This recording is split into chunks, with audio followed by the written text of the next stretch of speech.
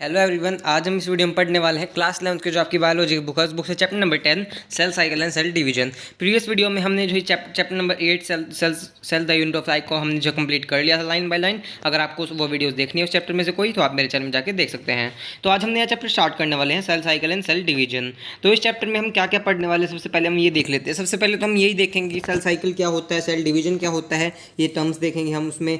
उसके बाद हम क्या देखेंगे, एम फेज देखेंगे, एम फेज में देखेंगे हम। उसके बाद उससे पहले एम फेज से हम पहले क्या देखेंगे, इंटरफेस देखेंगे। इनकी सेल जो है डिवीजन होने से पहले क्या क्या प्रिपरेशन की जाती है। इंटरफेस में सारी प्रिपरेशन होती है और एम फेज में क्या होता है, डिवीजन हो जाता है हमारा। तो उसके बाद ये सारी चीज़ें हम देखेंगे। इंटरफेस में देखेंगे, इंटरफेस में हम G1S और G2 फेज देखेंगे। 3 फेजेस होते हैं, मैंने आपको थोड़ा बहुत इंट्रोडक्शन का चैप्टर नंबर 8 में भी दिया था। G1S और G2 फेज, इनमें क्या क्या होता है क्या नहीं, ये सारी चीज़ें देखेंगे हम।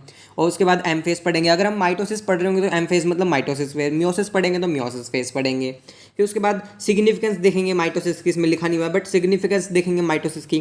फिर मियोसिस में जो कैसे जो है मियोसिस होती है, सेल डिवीजन उसमें कैसे होती है वो देखेंगे। इसे हम रिडक्शनल डिवीजन कहते हैं तो क्यों कहते हैं, ये सारी चीज़ें देखने वाले हैं। और माइटोसिस को हम इक्वेशनल डिवीजन कहते हैं तो क्यों कहते हैं, ये सारी चीज़ देखेंगे। फिर लास्ट में हम देखेंगे सिग्निफिकेंस ऑफ मियोसिस। तो इस तरह से हम चैप्टर को जो अच्छी तरह से करने वाले हैं। तो चलिए स्टार्ट करते हैं इस चैप्टर को। सबसे पहले हम देख जो है ये पैराग्राफ रीड करते हैं, फिर उसके बाद हम देखेंगे सेल साइकिल क्या होता है। तो यहाँ पे बेसिक सी चीज़ें देखेंगे। सबसे पहले, are you aware all organisms even the largest start their life from a single cell. क्या आपको पता है कि जो बड़े से बड़ा भी ऑर्गेनिज्म होता है, जैसे हम ह्यूमन बींग्स हो गए, हमने भी जो है सिंगल सेल से ही लाइफ जो है स्टार्ट की थी।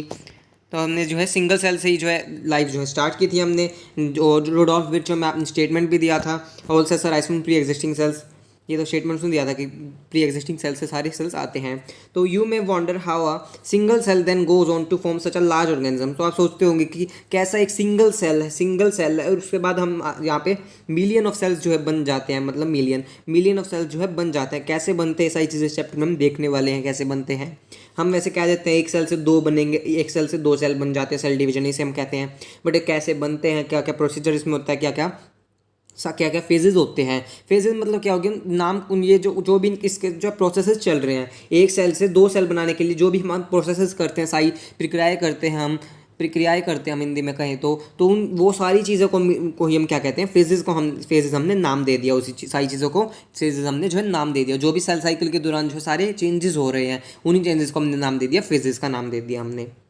Growth and reproduction are characteristics of cells. यही जो कैरेक्टरिस्टिक्स होती हैं सेल्स की, इन डीड ऑफ ऑल लिवर ऑर्गेनिज्म, बल्कि हर एक ऑर्गेनिज्म की जो है ग्रोथ और रिप्रोडक्शन कैरेक्टरिस्टिक होती है। ये तो हम चैप्टर नंबर 1 में भी पढ़ा था। All cells reproduce by dividing into 2। हर एक सेल जो है रिप्रोड्यूस करता है जो कि दो में जो है डिवाइड हो जाता है। विद ईच पेरेंटल सेल, जो कि पेरेंटल सेल है, मान लीजिए सेल है, इसे हम पेरेंटल सेल कहेंगे। Giving rise to 2 daughter cells each time they divide.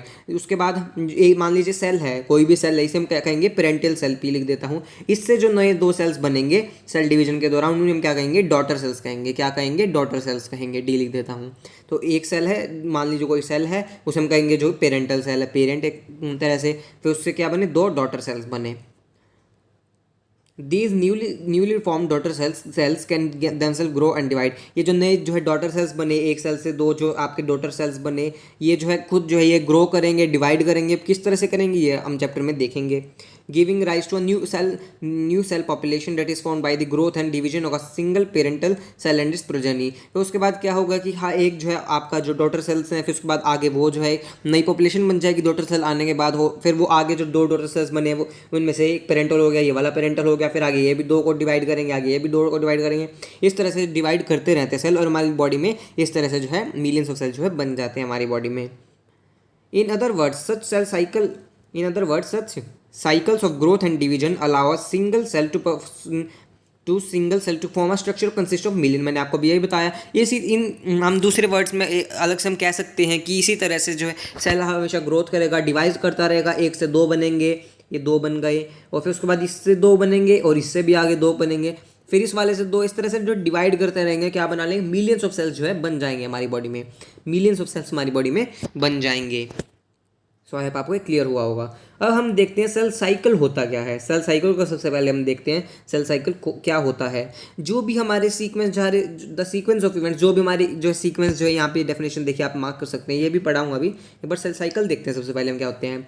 कोई भी इवेंट्स जो हमारी बॉडी में चल रहे हैं, सेल को जो है सेल डिवीजन करने के लिए, जो भी हमारी बॉडी में सेल को डिवाइड करने के लिए, एक सेल से दो सेल बनाने के लिए जो भी सारे सीक्वेंसेस जो है फॉलो किए जा रहे हैं हमारी बॉडी में, जिसके थ्रू जो है सेल अपना डुप्लीकेट करता है जीनोम को, मतलब डीएनए को, अपना डीएनए जो है डुप्लीकेट करेगा। जो भी प्रोसेसर्स होते हैं हमारी बॉडी में सेल को डिवाइड करने के लिए, उन साइकिल कहते हैं। तो क्या क्या प्रोसेसर्स होते हैं, जैसे कि इसमें कुछ नाम दिए हुए हैं, जैसे कि सेल डुप्लीकेट करेगा अपने जीनोम को, मतलब डीएनए को। Synthesis the other constituents of the cell, अलग अलग चीज़ों को प्रोटीन सिंथेसिस करेगा, आरएनए सिंथेसिस करेगा, अलग अलग चीज़ें को जो है सिंथेसिस करता रहेगा, अलग अलग चीज़ें को जो सिंथेसिस करेगा। सेल ऑर्गेनेलिस को डुप्लीकेट करेगा, साइटोप्लाज्म को फिर डिवाइड करेगा, सारी चीज़ें। फिर उसके बाद क्या होगा, eventually divide into 2 daughter sales. फिर उसके बाद क्या कर देगा, 2 डॉटर सेल्स को जो है जन्म दे देगा, एक मतलब नए 2 डॉटर सेल्स जो है बना देगा। जो भी एक डॉटर जो है, इससे जो है डॉटर सेल्स बनने के थ्रू जो भी सारे प्रोसेसेस हुए, जो भी सारी सीक्वेंसेस हमने फॉलो की, सेल को डुप्लीकेट किया, उसे सिंथेसाइज किया, उसमें आरएनए डीएनए, वो सेंट्रियोल डुप्लीकेशन किया हमने, ऑर्गेनेलिस का डुप्लीकेशन किया हमने।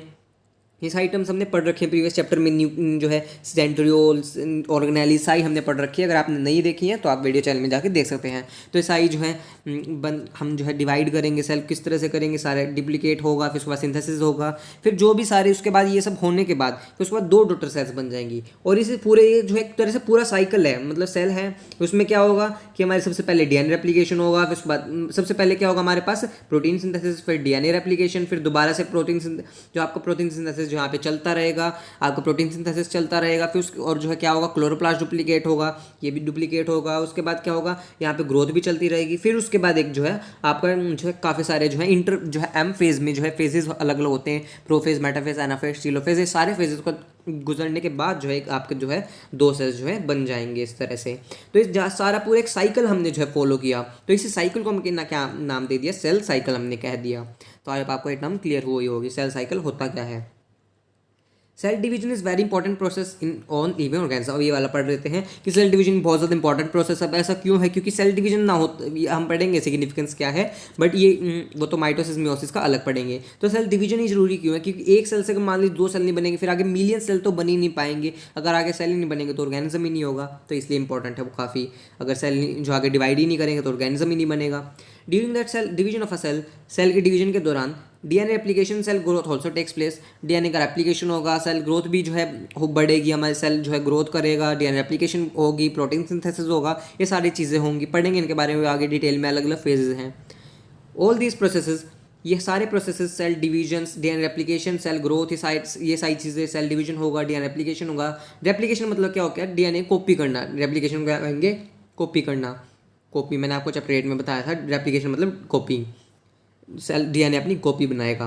And cell growth hence have to be take place in coordinated way, हर एक को जो है कोऑर्डिनेटेड वे में करना पड़ेगा। सबसे पहले जो है G1 फेज होगा, फिर S, फिर G2 फेज होगा, और ये सारी चीज़ें जो है कोऑर्डिनेटेड वे में करनी पड़ेगी। क्यों करनी पड़ेगी, टू एंश्योर करेक्ट डिवीजन, ताकि अच्छी तरह से डिवीजन हो। ये नहीं कि हम मान लीजिए कोई डीएनए में जो है कोई प्रॉब्लम है और हम G1 फेज के बाद S फेज में बढ़ गए, G1 के बाद S फेज में जाएंगे, S फेज में डीएनए रेप्लिकेशन होता है, फिर S से हम सीधा G2 फेज गए, आगे हमने सेल डिवीजन कर दिया, हमने देखा कि इस सेल में तो प्रॉब्लम थी, जो है डीएनए में प्रॉब्लम थी, तो प्रॉब्लम हो जाएगी। इसलिए तो सारी जो है कोऑर्डिनेटेड वे में अच्छी तरह से चेक करके, अच्छी तरह से सारे चेक पॉइंट्स होते हैं अलग अलग, जो है सेल डिवीजन में पढ़ेंगे इसके बारे में आगे। चेक पॉइंट्स होते हैं अलग अलग, जिसमें हम चेक करते हैं कहीं डीएनए में कोई प्रॉब्लम तो नहीं है, और कोई प्रॉब्लम तो नहीं है, तो आगे वहीं पर जो सेल की ग्रोथ, जो सेल डिवीजन जो हो ना रुक जाएगा अगर कोई प्रॉब्लम होगी तो।